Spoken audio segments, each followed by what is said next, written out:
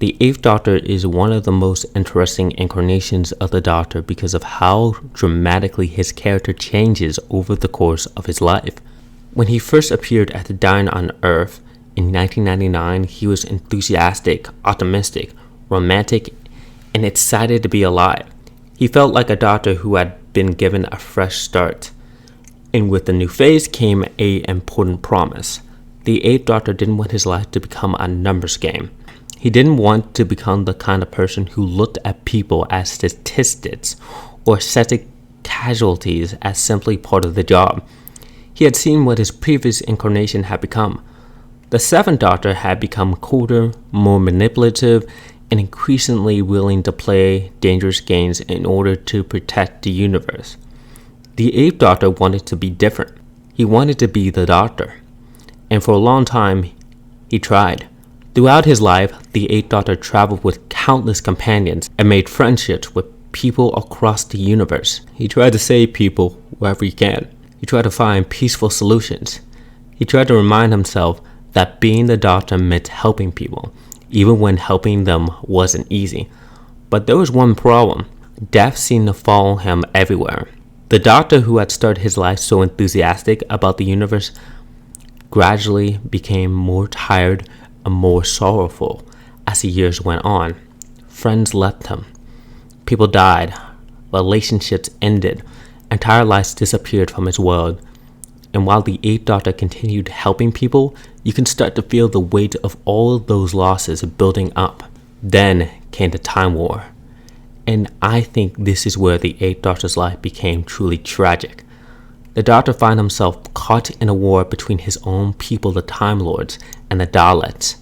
This wasn't a normal war. It was a conflict capable of destroying civilizations, rewriting history, and threatening the existence of the universe itself. And the Doctor never wanted to be a soldier. That's something that has always been important to the Doctor. The Doctor doesn't want to take orders. He doesn't want to kill people. He doesn't want to become someone who believes violence is the answer, simply because violence is easier. So when the war began, the Eighth Doctor tried to run from it. He tried to stay out of it. He tried to help people caught in the middle. He tried to continue being the Doctor while the universe around him descended into madness. But you can't really run from a war like the Time War. Eventually, the Eighth Doctor realized that if he couldn't escape the war, the least he could do was help the people suffering because of it. So he did what the Doctor had always done. He protected the innocent. He healed the wounded. He rescued people. He looked for peaceful solutions. But eventually, even that wasn't enough. The amount of death and destruction the Eighth Doctor witnessed became almost impossible to comprehend. Obviously, the Daleks were responsible for horrific atrocities, but what horrified him just as much was seeing what the Time Lords were willing to do. These were his people, and they were becoming capable of things that the Doctor could never accept. They were wiping timelines from existence, destroying civilizations, using weapons and tactics that treated entire populations as expendable. The Doctor had spent his entire life trying to prevent that kind of thing, and now he was watching his own people become capable of doing it. And yet, despite everything, the Eighth Doctor never completely abandoned who he was.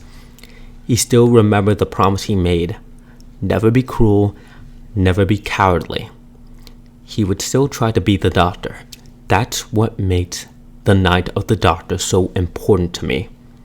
When the Eighth Doctor encounters Cass, he tries to save her, even when she becomes horrified by the revelation that he's a Time Lord. He doesn't simply walk away. He doesn't abandon her because she's afraid of him. He stays, he tries to rescue her, and then he dies trying to save someone. Even at the end of his life, the Eighth Doctor dies being the Doctor. But then the Sisterhood of Karn gives him a choice. And this is where everything changes. The Eighth Doctor realizes that simply being the Doctor might not be enough anymore. The war has reached a point where he believes that somebody has to fight. Somebody has to stand up to the Daleks and the Time Lords. Somebody has to be a warrior. And the 8th Doctor knows that he can't do it. Not because he's capable of fighting, but because doing so would mean becoming someone he has spent his entire life trying not to become. So he chooses to change and to become a warrior. And that's what makes the ending of the 8th Doctor's life so heartbreaking. He doesn't want to become a warrior because he suddenly wants to be. He becomes a warrior because he's exhausted. He's seen too much death. He's lost too many people. He's watched his own people become monsters. He's tried peaceful solutions. He's tried running away. And he's tried being the Doctor. And eventually, he comes to believe that none of it is enough. The 8th Doctor began his life believing that he could be a different kind of Doctor. A Doctor who would never treat people like numbers. A Doctor who would never become cruel or cowardly. And in the end, he still believes in those ideals. But the universe has broken him enough that he no longer believes the Doctor alone can win the war. So he has to become something else, a warrior. And honestly, that's what makes the 8th Doctor's story so tragic to me. Because beneath all the darkness, the sadness, and horrors of the Time War, he's still the same man who wanted nothing more than to help people. The universe just kept taking pieces of him away until eventually he had to become someone he never wanted to be.